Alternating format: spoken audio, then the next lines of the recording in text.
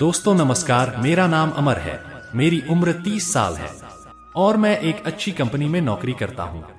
हम लोग गांव में ही रहते हैं। मेरी शादी हो चुकी है। मेरी पत्नी को पहला बच्चा होने वाला है। आज की कहानी पारिवारिक और दिल को छू लेने वाली है। कहानी को अंत तक पूरी जरूर सुने। शाम के समय मेरी पत्नी सरिता को डिलीवरी पेन होने लगा। कोई बोला इसे हॉस्पिटल ले जाओ, तो कोई कहने लगा डॉक्टर को बुला लो, कोई कुछ सलाह देने लगा।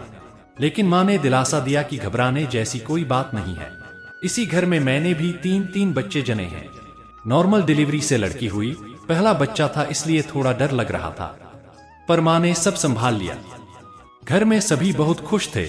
मेरी माँ बहू के लिए बगल वाले कमरे में बिस्तर लगा रही थी ताकि माँ और बेटी आराम से रहे। बेटी शाम को हुई थी। दूसरे दिन बच्ची को देखने और सरिता की खबर पूछने रिश्तेदार व पड़ोसी आने लगे। माँ घर का सारा काम भी करती, सरिता व बच्चे का ध्यान रखती और आने वालों का स्वागत भी करती। कहते हैं कि सब एक जैसे नहीं होते हैं। सब अपनी अपनी सलाह मेरी माँ को देकर जाते। बगल वाले कमरे में होने से सरिता को सब अंदर सुनाई देता था। उसी समय एक पड़ोसी की पत्नी आई और कहने लगी, अमर की अम्मा देखो, वैसे तो हम डिलीवरी में पूरा मेवा गोंद, घी, काजू, बादाम, पिस्ता सब डालकर ही लड्डू बनाते हैं, पर अपनी लड़कियों के लिए अब ये बहू है और लड़की भी पैदा हुई है तो थोड़ा कम भी डालोगी तो भी चल जाएगा। बादाम बहुत महंगे हैं, इसलिए 500 ग्राम के बदले 150 ग्राम ही ले लेना, और वैसे ही सभी मेवा थोड़ा थोड़ा कम कर देना, और लड्डू कम न बने इसके लिए गेहूं का आटा ज्यादा ले लेना। मेरी माँ सब सुनती रही। अंदर सरिता भी उसकी बातें सब सुन रही थी।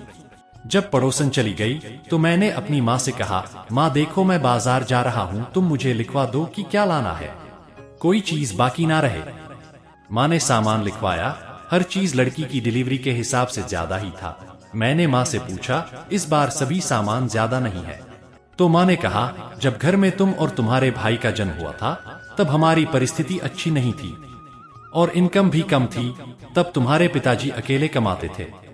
अब बेटा भी कमाता है, इसलिए मैं चाहती हूँ कि बहू के लिए मैं वो सब चीजें बनाऊं जो अपने समय नहीं कर पाई थी। क्या बहू हमारी बेटी नहीं है? और सबसे बड़ी बात यह कि बच्चा होते समय तकलीफ तो दोनों को एक सी ही होती है, इसलिए मैंने बादाम ज्यादा लिखे हैं।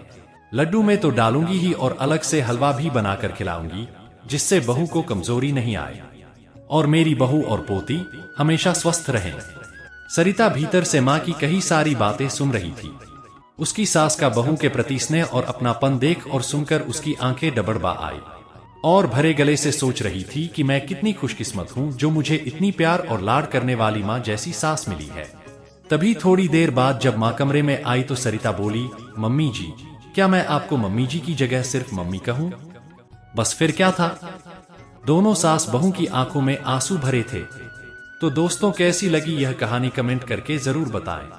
लाइक और दोस्तों को शेयर भी करें और चैनल को सब्सक्राइब करना न भूलें।